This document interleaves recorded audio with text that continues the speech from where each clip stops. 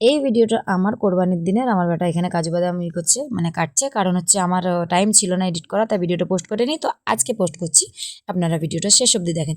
তো এই বোলটিনে আমার 7 কেজি দুধ আছে, আর যেহেতু বছরে একবারই বানাই, আমি ঈদের দিনে থাকতে পাই না বাচ্চাদের কাছে, তাই কোরবানির সময় আমি বানিয়ে আমার বাচ্চাদেরকে খাওয়াই। তো চলেন আপনাদের সাথে কিছু গল্প শেয়ার করি। গত 6 বছর ধরে আমার খুব খারাপ সময় চলছে। সেই খারাপ সময়ের মধ্যে থেকে আমি হেসি খেলি কেন্দি কেটি ভালো মন্দ করে আপনাদের সাথে আমি আছি।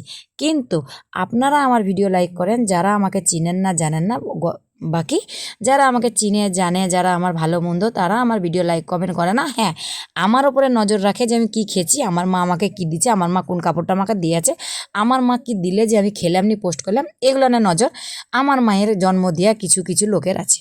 হ্যাঁ, আমার বাপের গোষ্ঠীরও লয়, আমার মায়ের গোষ্ঠী লয়, আমার মায়ের জন্ম দেওয়া গোষ্ঠীর, আমার মা যাদেরকে জন্ম দিয়েছে তাদের খুব হিংসা হয় আমার উপরে, কারণ তারা আগে খেয়ে আছে, তারা আগে বাড়িতে থেকে আছে, তাদেরকে ঘর বাড়ি করে দিয়েছে, সংসার করে দিয়েছে, তাদের বিটিদের বিয়েও দিন দিয়েছে।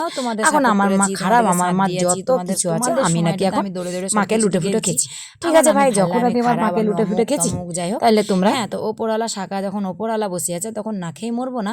আর হ্যাঁ, মা সাপোর্ট করে, তার সাথে সাথেও আমিও নিজে ইনকাম করি, ফেসবুক থেকে যেটুকু পাই, পার্লারে কিছু কাজ শিখেছি, ওখান থেকে যতটা পারি বাড়ির মধ্যে করি। যে আমার সামর্থ্য নাই যে আমি একটা বড় পার্লার খুলবো, খুলে আমি ভালোভাবে সাজাবো কুজাবো নিয়ে আমি মানে ওখানে একটা দোকান মতন খুলবো, যেহেতু আমার সামর্থ্য নাই। কারণ আমার 3টে বাচ্চা আছে, তাদেরকে খাওয়াতে পড়াতে, আমার ওদের ভালো শিক্ষা দিতে আমার জীবন শেষ। হ্যাঁ, তো এখানে দেখতে পাচ্ছেন আমার 7 কেজি দুধ